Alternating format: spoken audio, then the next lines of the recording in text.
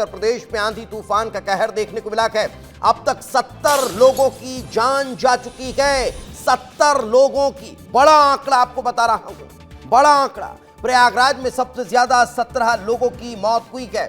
फतेहपुर में 5 लोगों की जान गई है। हरदोई में एक बच्ची की जान चली गई है। प्रदेश भर में सैकड़ों लोग घायल गए जो अस्पताल में भर्ती है।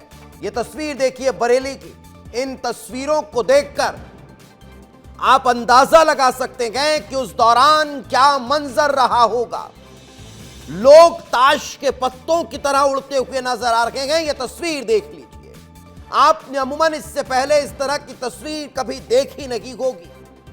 जब साइक्लोन आता है तब भी इस तरह का मंजर हो जाता है कि कैसे जो उस हवा की गति के सामने आया वो तहस नहस हो गया, उड़ गया। और यही उत्तर प्रदेश में कल देखने को मिला है। ये देखिए किस तरह से कई फीट ऊपर तक ये शख्स उड़ता हुआ दिखाई दे रहा है। ये जिस सपोर्ट के सहारे खड़ा हुआ था वो पूरा शेड उड़ गया और यही कारण है कि ये शख्स भी उसी शेड के साथ उड़ता हुआ दिखाई दे रहा है। ये तस्वीरों में आपको नजर आ रहा है।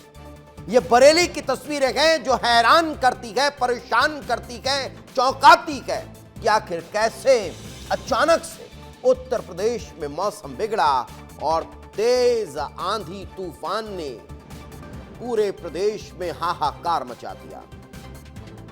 अब जरा बरेली के बाद उत्तर प्रदेश के 4 अलग अलग शहरों की और तस्वीरें आप देख लीजिए। प्रयागराज, फतेहपुर, भदोही और मिर्जापुर, यहां भी सब कुछ तहस नहस होता हुआ नजर आया है। कहीं पेड़ टूटकर गिर गए, कहीं बिजली के खंभों पर झूलते हुए तार सड़कों पर पड़े हुए नजर आए, कहीं तेज हवाओं के चलते लोगों को परेशानी का सामना करना पड़ा, कहीं देर रात तक बिजली गुल रही और ये मंजर हर किसी को हैरान कर गया। फिर ये वही बरेली की तस्वीर जो बार बार देखने के बाद भी सोचने पर मजबूर कर रही है कि भला कैसे हो सकता है। लेकिन उत्तर प्रदेश में मौसम के जानलेवा असर की जरा जो जानकारी है वो आपको दे देते हैं। प्रयागराज में 17, भदोही में 17, बदायूं में 5, फतेहपुर में 5, प्रतापगढ़ में 4, हरदोई में 2, बरेली में 2, उन्नाव में 2, लखीमपुर में 1, खीरी में 1, कानपुर में 1 और देहात में 1। ये इस तरह से डेथ का आंकड़ा है, मौत का आंकड़ा है जो बताया जा रहा है कि 70 के लगभग लोगों की जान इस मौसम के हाहाकारी बदलाव की वजह से चली गई है। बदलाव की वजह से चली गई है। इस वक्त हमारे सहयोगी अमृत तिवारी हमारे साथ जुड़ चुके हैं, उन्हीं से बातचीत करते हैं। अमृत, ये मौसम जो अचानक उत्तर प्रदेश में बदला उसने सब कुछ तहस नहस कर दिया। मौसम विभाग क्या कह रहा है, क्या बताया जा रहा है, क्या भी और मौसम इसी तरह का बना रहने वाला है?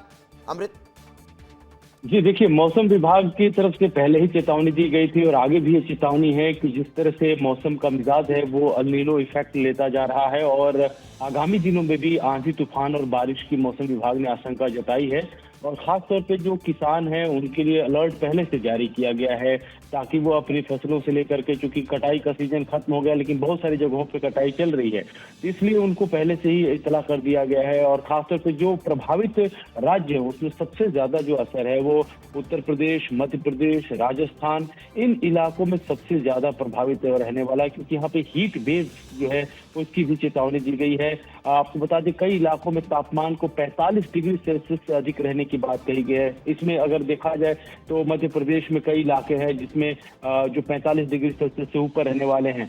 तो ऐसे अगर देखा जाए तो मौसम विभाग ने पहले ही चेतावनी दे रखी है और जो इफेक्ट माना जा रहा है आने वाले दिनों में वो अल नीनो इफेक्ट माना जा रहा है, जो कि मौसम विभाग के जो मौसम की भाषा में कहा जाता है। तो इससे जो तापमान ज्यादा बढ़ेगा तो तापमान बढ़ने के साथ जो है उच्च दाब बनता है और उच्च दाब से कहीं ना कहीं जो है मौसम जो है वो उसके बिगड़ने के चांसेस ज्यादा हो जाते हैं। जैसे कि हमने देखा कि बीती रात कल आंधी तूफान आने से बहुत ज्यादा नुकसान हुआ है और अलग अलग अगर कहा जाए उसका असर कहीं ना कहीं दिखाई भी दे रहा है और यही कारण है कि लोगों को भी अब थोड़ा सतर्क रहने के लिए कह दिया गया है। अमृत साथ में है, आगे भी आपसे चर्चा करेंगे।